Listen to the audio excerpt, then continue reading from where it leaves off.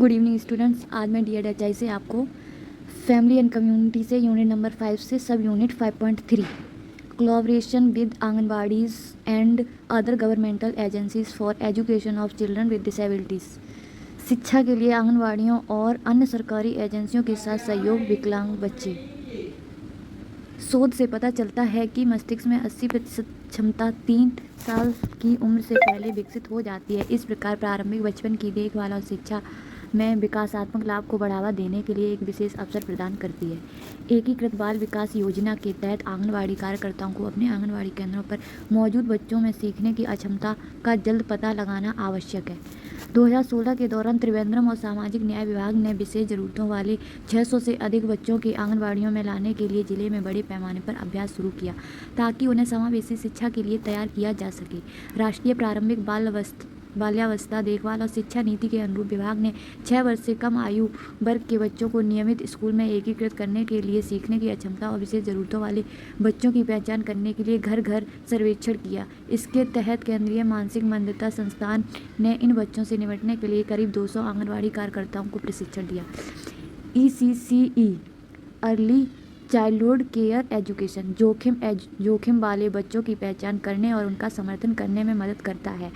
हस्तक्षेप के साथ प्रारंभिक मूल्यांकन के माध्यम से कोई भी प्रासंगिक जानकारी प्राप्त कर सकता है, विशेष रूप से बच्चे क्या कर सकता है हस्तक्षेप के बारे में उसकी सीखने की क्षमता को अनुकूलित करेगा। इस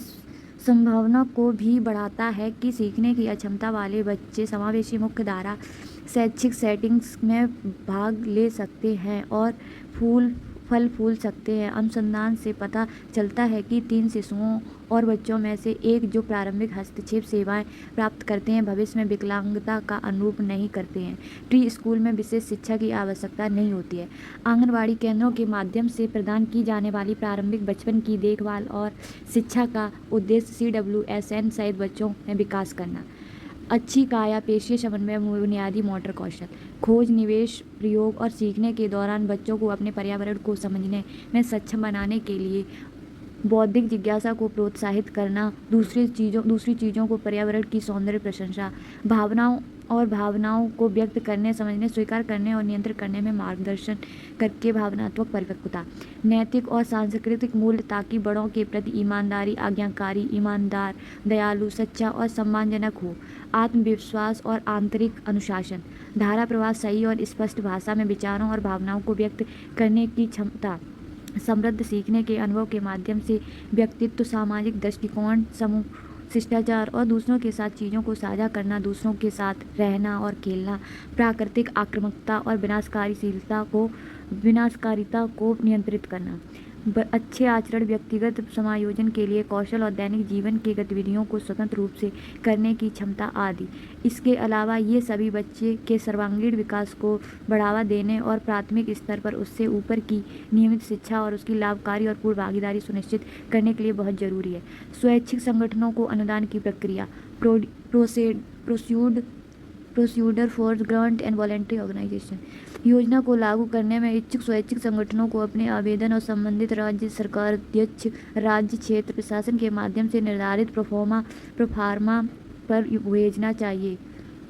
राज्य सरकार को 3 महीने की अवधि के भीतर संगठनों की पात्रता, उपयुक्तता, प्रस्ताव की प्रासंगिकता और इसे लागू करने के लिए एजेंसी की क्षमता के बारे में अपना विचार देना चाहिए। राज्य सरकार द्वारा टिप्पणियां भेजी जानी चाहिए, भले ही प्रस्ताव की सिफारिश नहीं की गई है, इसलिए कारण दे रहे हैं। इस योजना के तहत वित्तीय सहायता के लिए पात्र होने के लिए स्वयंसेवी संगठनों, सार्वजनिक ट्रस्टों और गैर लाभकारी कंपनियों को चाहिए। फर्स्ट पॉइंट है संघ के लेखकों का उचित गठन करना।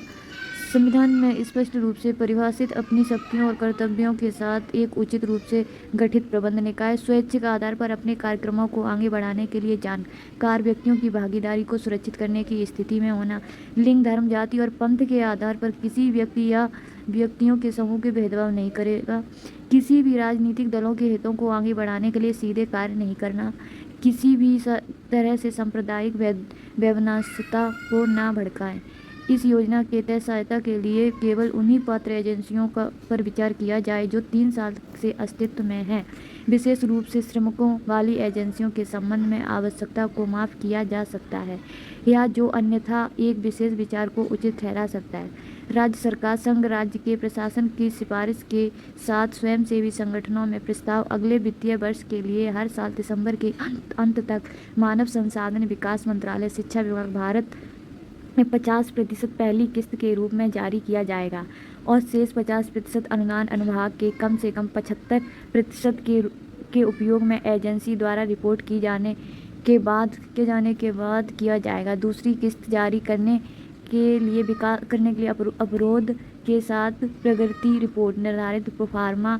में व्यय विवरण और संलग्न किया जाना चाहिए। मानव संसाधन विकास मंत्रालय, शिक्षा विभाग द्वारा अपने पक्ष में आहरित डिमांड ड्राफ्ट चेक द्वारा अनुदान सीधे एजेंसी को प्रेषित किया जाएगा। स्वैच्छिक संगठनों को अनुदान की शर्तें। अनुदान प्राप्त करने वाले को एक निर्धारित प्रपत्र का ब्रांड निष्पादित करने की आवश्यकता होती है। यदि एजेंसी कानूनी इकाई नहीं है तो ब्रांड में 2 जमानतदारों द्वारा समर्थित किया